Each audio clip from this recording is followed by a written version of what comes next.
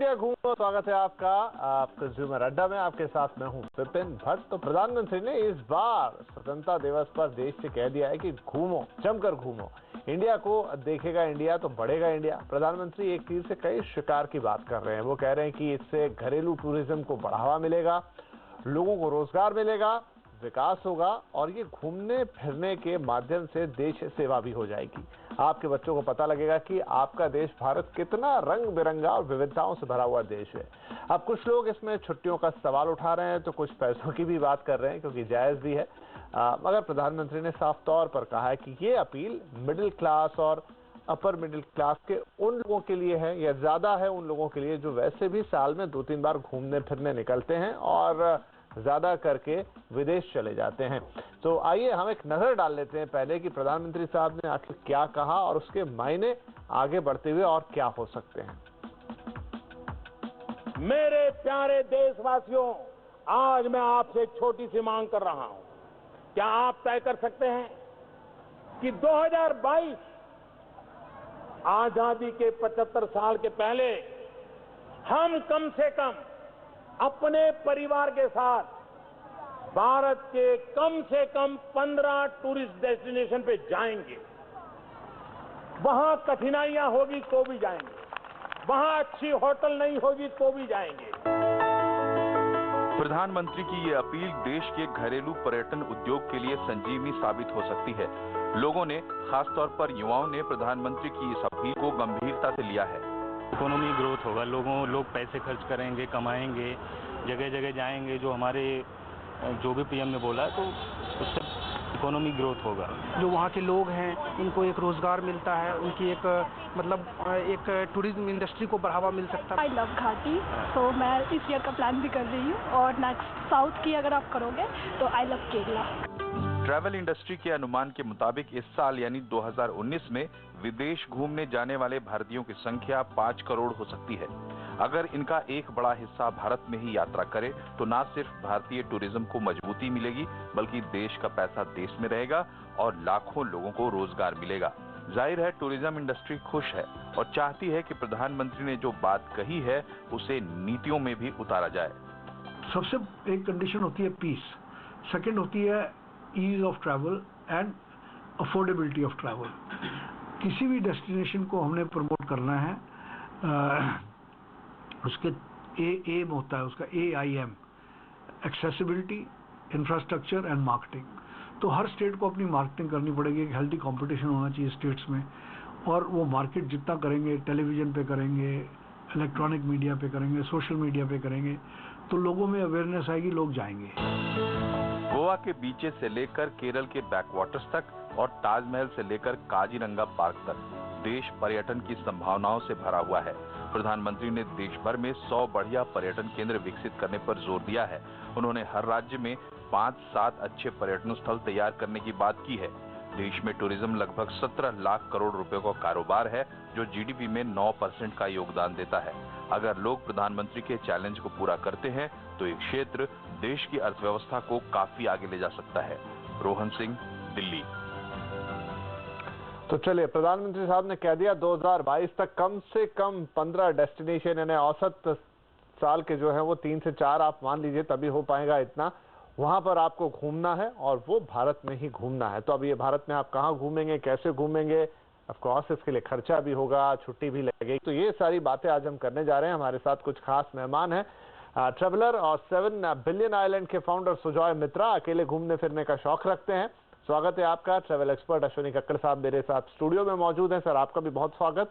और 6 ट्रैवल्स के चेयरमैन सुभाष गोयल साहब भी मौजूद है, जिनको आपने अभी पैकेज में भी सुना। बहुत स्वागत है सर आपका। लेकिन मैं शुरुआत करता हूं अश्विनी जी से। अश्विनी जी, प्रधानमंत्री जी ने अपील कर दी है कि अब आपको 2022 तक 15 डेस्टिनेशन, यानी आप एवरेज साल के 3 या 4 पकड़ लीजिए। तो शुरुआत कहां से करनी चाहिए, क्योंकि क्या एक साथ लंबी छुट्टी तो आपको शायद नहीं मिलेगी साल में इतनी बार। कैसे आप अपनी डेस्टिनेशन पिक करेंगे? देखिए, पहली बात तो मुझे कहना चाहूंगा कि ये टूरिज्म और ट्रैवल दुनिया का सबसे बड़ा बिजनेस है। ये $7 ट्रिलियन का बिजनेस है। और इवन जो बड़े बड़े दूसरे बिजनेस गिने जाते हैं जैसे सॉफ्टवेयर हो गया, ये हो गया, वो 4-4.5 बिलियन डॉलर के बिजनेस है। ये 7-7 ट्रिलियन डॉलर का बिजनेस है। और इंडिया में और दूसरे कंट्रीज में almost 12% of the world population is employed in this business and 8 to 9% of the world GDP is created in this business.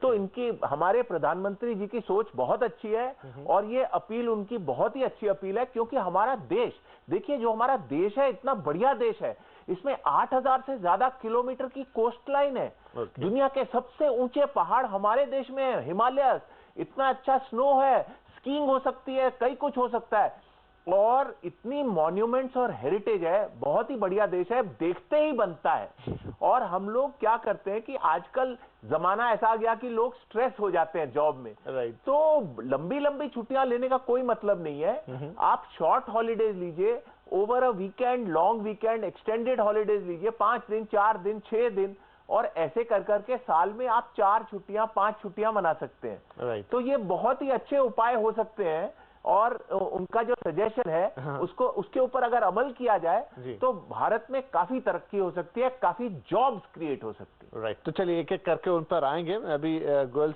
Subhash ji के पास जाता हूं। सुभाष जी, जैसा अश्विनी जी भी कह रहे हैं कि इतना बड़ा, और ये कारण होगा कि प्रधानमंत्री जी का उस पर गया एक विजन कि भाई इससे कमाई की कमाई हो जाएगी, लोगों का घूमना हो जाएगा।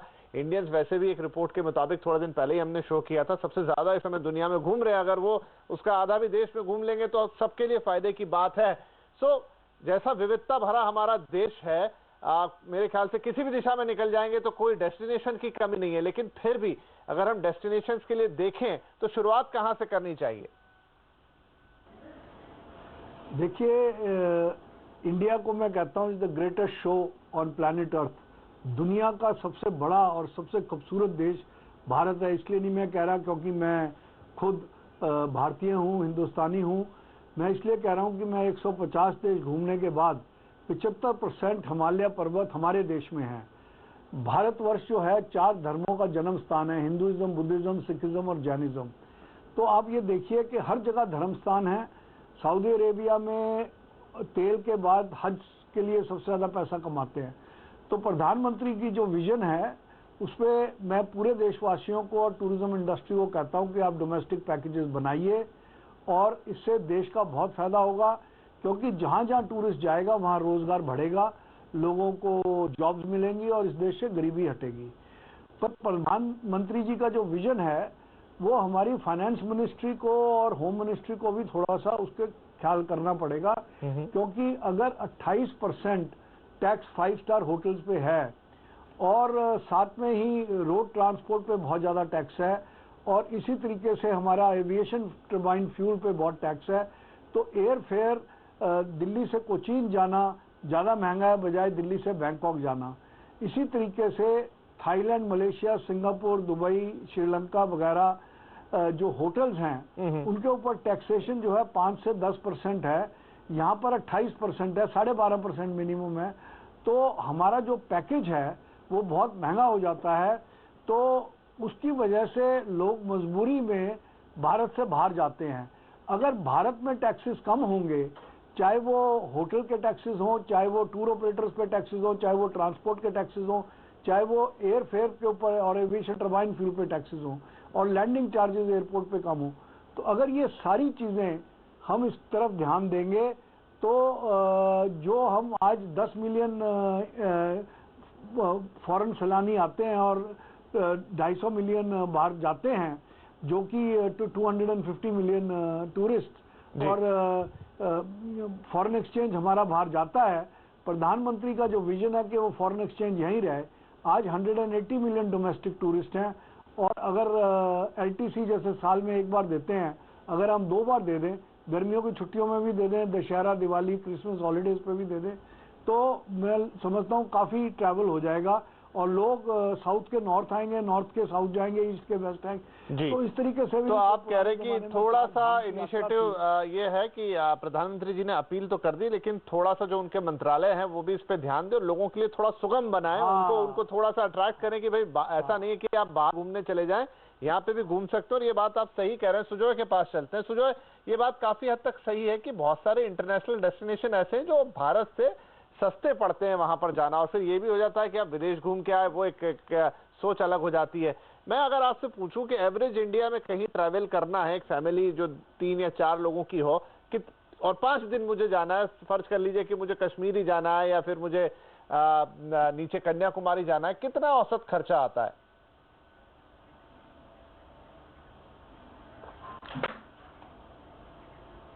सुजॉय, आपसे है सवाल मेरा। इसमें इंडिया में क्या है, टूरिस्ट पैकेज काफी वेरिएबल है। आज जब कोई वो जी इंडिया में अब टूरिस्ट पैकेजेस काफी वेरिएबल है। अब जब हम राइट टाइम पे डिस्काउंटेड डील्स लेते हैं तो हमें दिल्ली से मुंबई या कोई एक टूरिस्ट डेस्टिनेशन का फ्लाइट 1200 से 2500 के बीच में पड़ता है। एक फैमिली का आना जाना 15 से 20,000 का फ्लाइट है। यही पैकेज जब कोई लास्ट स्टेज में बुक करता है तब ना तो वो ट्रेन बुक कर सकता है और फ्लाइट का वेरिएशन 5 गुना तक ज्यादा हो जाता है। तो कोई राइट टाइम पे बुकिंग कर रहा है तो उसका पैकेज बिल्कुल अलग जाता है। जो मैं मानता हूँ जो स्टेकेशन डेस्टिनेशन है, अगर फ्लाइट नहीं लेता 25-30 हजार बहुत अच्छा बजट है ट्रैवल करने के लिए। लास्ट स्टेज में एबनॉर्मल प्राइसेस रहते हैं। आज आप दिवाली के टाइम पे कहीं जाना चाहेंगे तो आपको इंटरनेशनल सस्ता पड़ेगा और इंडिया महंगा पड़ेगा। दूसरा, एक फैमिली के लिए जब हम कहते हैं कि विदेश यात्रा सस्ता है तो ये देखिए वो हमारे लिए भी एक अपॉर्चुनिटी है। अगर इंडिया से मलेशिया और सिंगापुर के फ्लाइट सस्ते हैं तो मलेशिया और सिंगापुर के लोग भी तो इंडिया आ सकते हैं अगर हम इसे डोमेस्टिक टूरिज्म को प्रमोट करें। आज आते भी हैं। So both but last stage flight aviation travel industry prices काफी ज्यादा हो जाता है।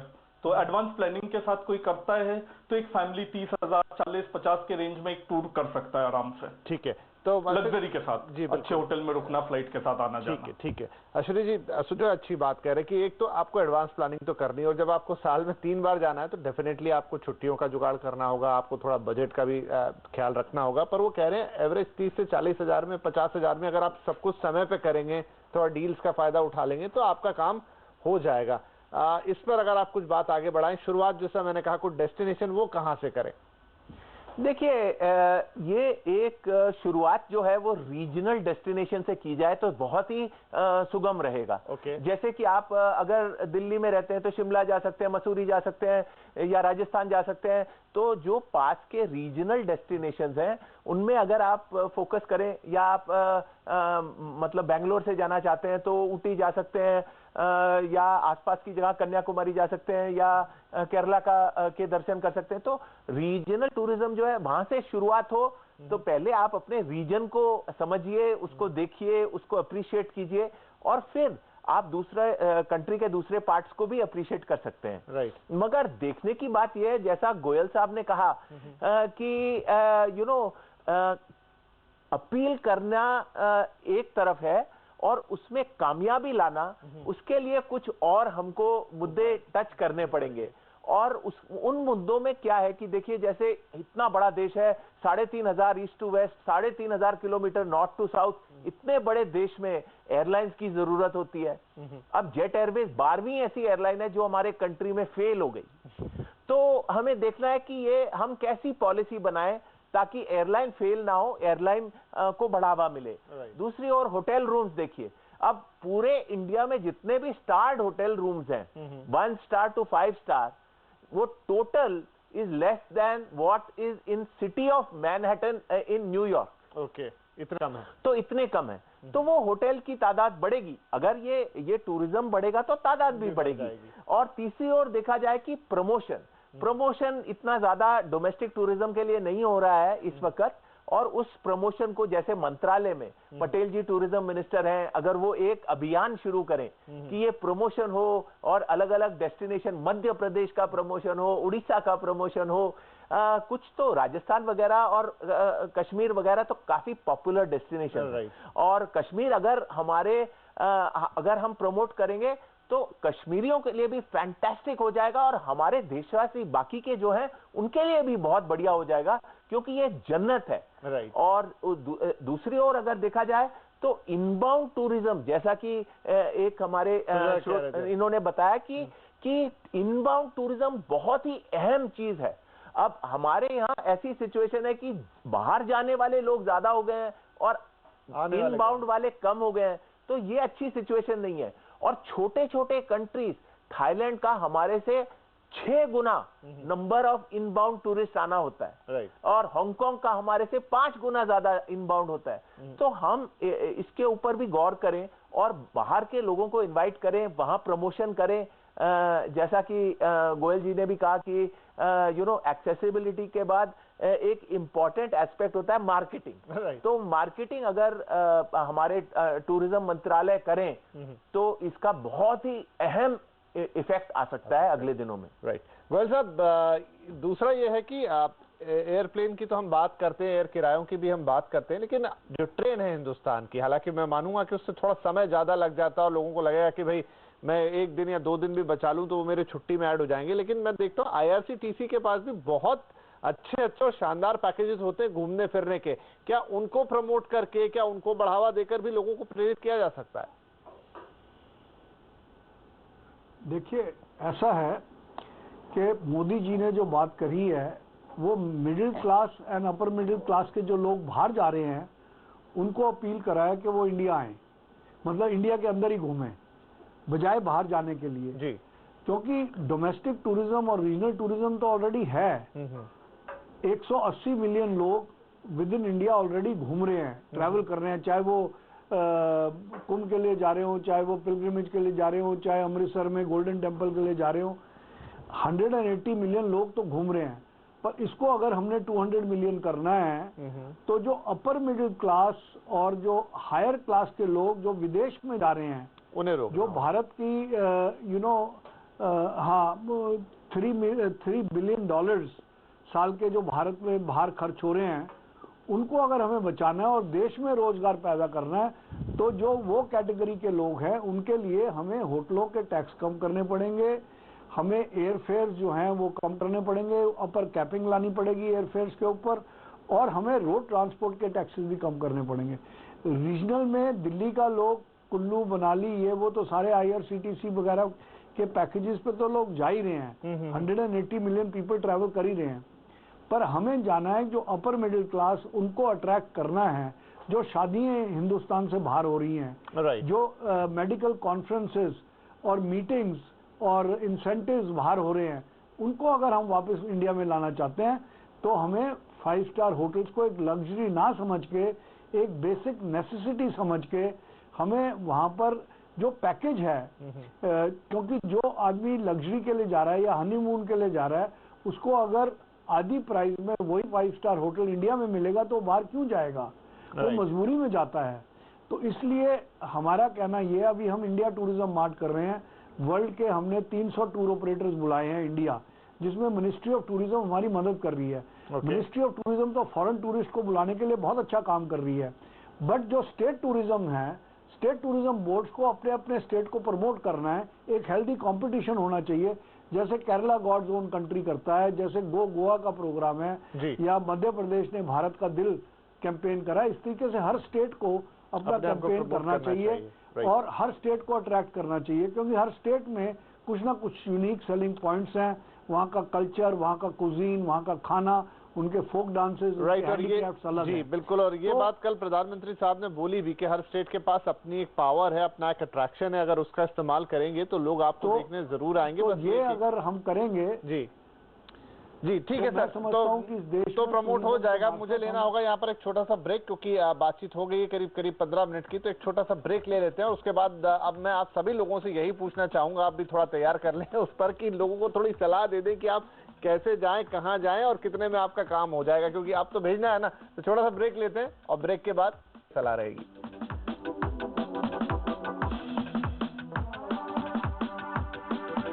कंज्यूमर अड्डा में आज बात हो रही घूमो इंडिया घूमो। प्रधानमंत्री ने अपील की कि 2022 तक आपको देश के अंदर, जी हाँ, देश के अंदर कम से कम 15 डेस्टिनेशंस ट्रैवल करने हैं। इसमें आपका भी आनंद है और देश की इकोनॉमी का भी फायदा होगा। तो अब कैसे घूमेंगे, क्या घूमेंगे, उस पर चर्चा हो रही है। कुछ ऐसे पॉइंट, सॉल्टी पॉइंट्स भी थे जहां पर लगा कि हाँ भाई ये दिक्कतें हैं, लेकिन उन सबके ऊपर जाके अब अगर घूमना ही है तो क्या करेंगे। हमारे तीनों पैनलिस्ट हमारे साथ में। सुजॉय, आप हमें थोड़ा बताएं कुछ क्विक डेस्टिनेशंस जहां पर हम जाएं और बढ़िया से एक ठीक ठाक खर्चे में देश के अंदर अच्छा घूम ले, अच्छा आनंद आ जाए, मनोरंजन हो जाए।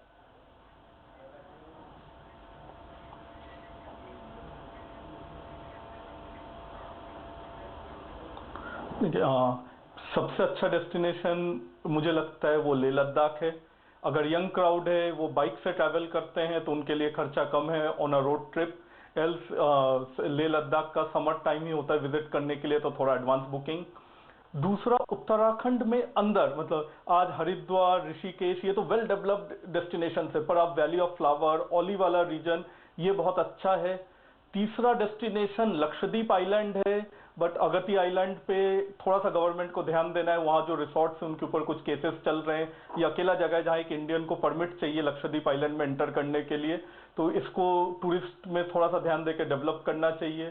फिर कोची साउथ में हाउस बोट, और वाइल्ड लाइफ सफारी में रणथंबोर अच्छा लगता है, क्योंकि सबसे ज्यादा टाइगर डेंसिटी रणथंबोर में है, तो टाइगर ट्रैकिंग का प्रोबेबिलिटी सबसे ज्यादा है। तो ये एक मेजर डेस्टिनेशन है जो सीजन स्पेसिफिक है, तो अपने सीजन के हिसाब से जाना चाहिए। सेकंड, मुझे लगता है थोड़ा बहुत आज क्या है कि पूरा ट्रैवल जो है वो कुछ नोन डेस्टिनेशंस में आके रुक जाता है। हमें इंटीरियर की विलेज टूरिज्म को डेवलप करना है। एक कंपेयर करूंगा मैं, केन्या में जब हम मसाई मारा पार्क जाते हैं, उसके पास एक ट्राइबल जो है ना, वहाँ इंफ्रास्ट्रक्चर है ना, रोड की एक्सेसिबिलिटी है। नायरोबी एयरपोर्ट से 7 घंटा जाना पड़ता है, पर टूरिस्ट विजिट करते हैं। वहाँ एक ट्राइबल एरिया को विजिट करने के लिए बंदा $20 यानी 1400 रुपए के आसपास पर पर्सन देता है, वो उस लाइफस्टाइल को देखता है। हमें ये विलेज टूरिज्म को और एंड यूजर पे ये पैसा पहुंचे, इसको प्रमोट करना चाहिए। राइट, ठीक है, अच्छा सुझाव है आपका सुझाव। आप, क्योंकि समय बिल्कुल समाप्त हो रहा है, मैं क्विकली आपसे अश्विनी जी जानना चाहूंगा कि कुछ डेस्टिनेशन जिनसे हम इस साल की तो शुरुआत कर दें, 3-4। देखिए, पास के डेस्टिनेशंस हैं, उनमें अगर आप अपनी गाड़ी लेके जाते हैं तो ज्यादा कॉस्ट भी नहीं आएगी। और आप जैसे मुंबई से महाबलेश्वर हो गया या आसपास के डेस्टिनेशंस हो गए, तो उसमें काफी किफायत हो सकती है। रेल के साथ एक बहुत ही उम्दा प्लान बन सकता है और काफी किफायती प्लान बन सकता है, जिसमें आप आनंद भी उठा सकते हैं। और आप जैसे मध्य प्रदेश आपको जाना हो तो बहुत ही आसान हो जाता है।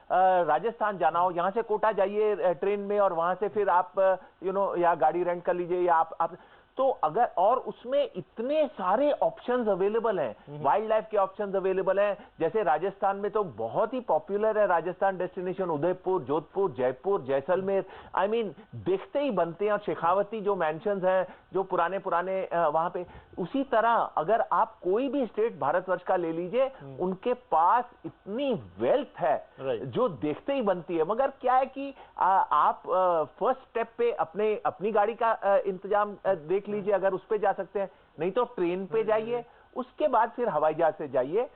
और सरकार से मेरी ये रिक्वेस्ट होगी कि आप ये छोटे छोटे पॉइंट्स को रिजॉल्व कर दीजिए, और उससे इस मुल्क का बहुत ज्यादा फायदा होगा। जैसे गोयल जी ने टैक्सेशन की बात की, तो टैक्सेशन रैशनलाइज हो जाए टूरिज्म के ऊपर तो बहुत ही अच्छा होगा। उसी तरह अगर टूर ऑपरेटर्स को थोड़ा सा प्रोत्साहन मिले तो वो भी एक अच्छी चीज होगी। एयरफेयर्स को रेगुलेट करना वो एक बहुत ही अच्छी चीज होगी। होटल रूम्स और उनका रेंटल्स और ये सब, तो ये छोटे छोटे जो पॉइंट्स हैं, इनको अगर एड्रेस कर लिया जाए तो भारत में टूरिज्म का बहुत ही अच्छा पोटेंशियल। चलिए, तो मुझे लग रहा है क्योंकि प्रधानमंत्री जी ने सबसे अपील की है, तो कुछ अपील उन्होंने अपने मंत्रालयों में भी की होगी। आप लोग जो सारे पॉइंट्स उतार रहे हैं वो वहां तक जाएंगे। और जैसा आपने कहा कि आप इस साल के लिए 3-4 डेस्टिनेशन अगर हो जाए, मतलब साल यानी 12 महीने का जो पीरियड है, तो वो बहुत अच्छी सलाह है। अपनी गाड़ी से देख लीजिए, ट्रेन का इस्तेमाल हो सकता है, हम सिर्फ फ्लाइट्स के बारे में सोचते हैं।